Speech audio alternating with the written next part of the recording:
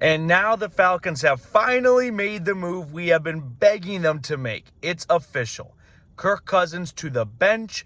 Michael Penix, the rookie, is starting. Welcome into an at-home edition of Falcons Today. Matthew Peterson here, filming from my car. I'm not at home at the moment, but I had to get a video out on this one because we have been begging for Raheem Morris to make a change, and following a really underwhelming performance against the Raiders on Monday Night Football, they have made the switch, and the Falcons are going to bring the 8th overall pick onto the field for this Sunday's game against the New York Giants. Initial reaction before we get into the details of it all? Good. About time. Kirk Cousins was single-handedly sinking this team. And with the way the defense played against the Raiders, I mean, the whole rest of the roster was playing some of their best football, and unfortunately, he was single-handedly holding them back. And now this is going to be a contract that's going to go down as probably a failure and a little bit of a financial disaster, but at least cut your losses and salvage the rest of the year and get Penix out there. The Falcons, sitting at 7-7, are one game behind the Buccaneers, so they need the Buccaneers to slip up at least once if Atlanta has any shot of winning the NFC South. But Raheem Morris, I'm glad you made the change. For weeks, you kept preaching that Kirk Cousins is the reason why we're here, and that was all fine and dandy when this team was 6-3, 6-4, 6-5, 6-6, and then 6-7 came around, and I think he really had the light bulb go off of, you're right, I am right. Kirk Cousins is the reason why this team is here. So Michael Penix, a move that just had to get made, finally gets done. Let me know what you guys think of the move here in the comment section below. I'm going to ramble on for a little bit longer because I'm just excited for this new chapter of Falcons football to get underway. I mean, we don't need to rehash the pick too much, and I don't think picking Penix at 8 and then benching Cousins after 14 games makes the pick a good pick. The pick was made with the idea of Kirk Cousins starting a minimum of 1 to 2 seasons. Now you kind of expedite the timeline, which they had said was always going to be a Green Bay Packers model, and none of the Packers players that were drafted in round 1 replaced the starter 14 games into their rookie season. So it's not quite apples to apples for what the Falcons had in mind, but it was so clear and obvious to anyone that watched even a quarter of Falcons football the last month and change. Cousins just didn't have it anymore.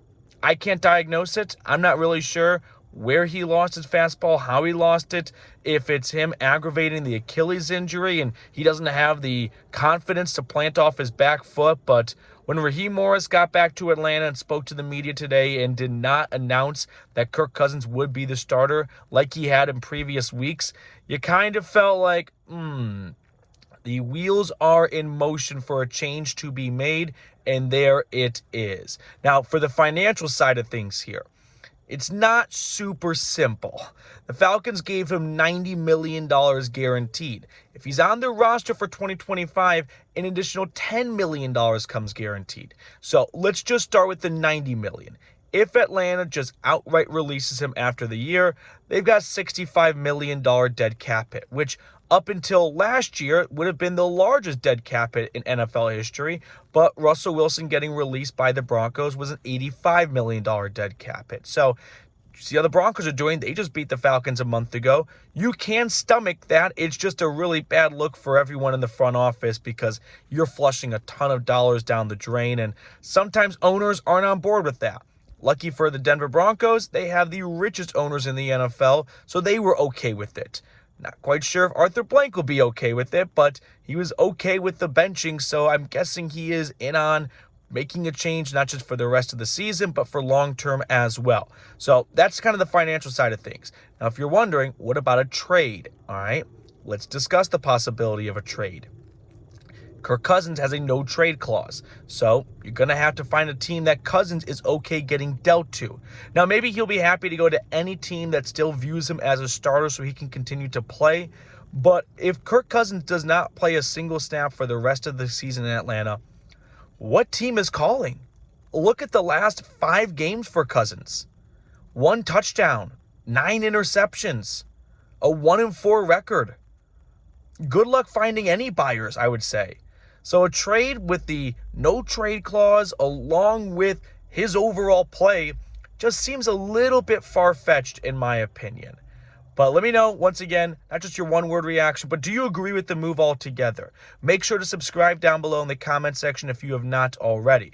Now, I've got more thoughts to share on this in just a second, but first, I do have to give a quick shout-out to our sponsor today, Prize Picks. If you are looking to turn maybe $10 into 1,000 times your cash, use Prize Picks. It's super fun and simple to use. All you do is pick more or less on at least 2 players for a shot to win during Pickmas, 1,000 times your cash. Now, the way it works is you just go on the Prize Picks app, and if you want to have some extra fun while watching Monday or Thursday night, or personally, what I love to do is I like to make a Prize Picks lineup with my fiance, and that way we're both extra invested, mostly her, and we can watch a whole football game because date night could be paid for if our selections hit. So if you want to get started, download the Prize Picks app today and use code CLNS to get $50 instantly after you make your first $5 lineup. That lineup, by the way, doesn't even need to hit. So download Prize Picks and use code CLNS to get $50 instantly after you play your first $5 lineup. All that information is in the comments and description of today's video. Download the Prize Picks app today. Use code CLNS. Prize Picks. Pick more, pick less. It's that easy. So once again, going back to the Penix and the Kirk Cousins quarterback change here. Now Atlanta gets ready for the New York Giants, who, by the way, they probably don't even know themselves who they're starting at quarterback this week. Just a quick little Sunday breakdown here. Tommy DeVito is in concussion protocol. Drew Lock is coming off an injury himself. And Tim Boyle is Tim Boyle. So it's going to be a disaster for the Giants, and I fully expect the Atlanta Falcons to win based on the quarterback situation alone for New York. But at least with the Giants coming to town, it's a good opportunity for Penix to make his first start. There are going to be growing pains. I have no doubt that there are going to be some bad plays from Penix. There are going to be some rookie moments, and I don't think we should look at those moments as reasoning to why the Falcons should not have made the quarterback change. You should look at Kirk Cousins' game logs over the last 5 weeks and ask yourself, if Michael Penix is any worse than this, then stick with Cousins. But the bar is so low, even if Penix throws an interception or 2, he doesn't have to be all that great to get better quarterback play for the rest of this team. And I don't think he's going to throw all those interceptions. I think Penix is going to have a really nice 3-game stint here as long as he can stay healthy and whatnot. I'm really excited for Penix. I was a big fan of him coming out of Washington. I didn't really agree with the overall logic behind the selection after signing Kirk Cousins and kind of creating a win-now window. And you could have used that top 10 draft pick on a defensive player, but it's history now. And here we are in the present, and the Michael Penix era is about to begin. So if you're excited, drop a 9 down below in the comment section. That way I know who watches all the way to the end of the video. Thank you guys so much for tuning in. I apologize for it being a little bit of an unusual, shaky video, but, you know, that's the news we live in, the world we live in of breaking news. So thank you guys once again. Make sure to subscribe, like the video, and I'll see everyone later.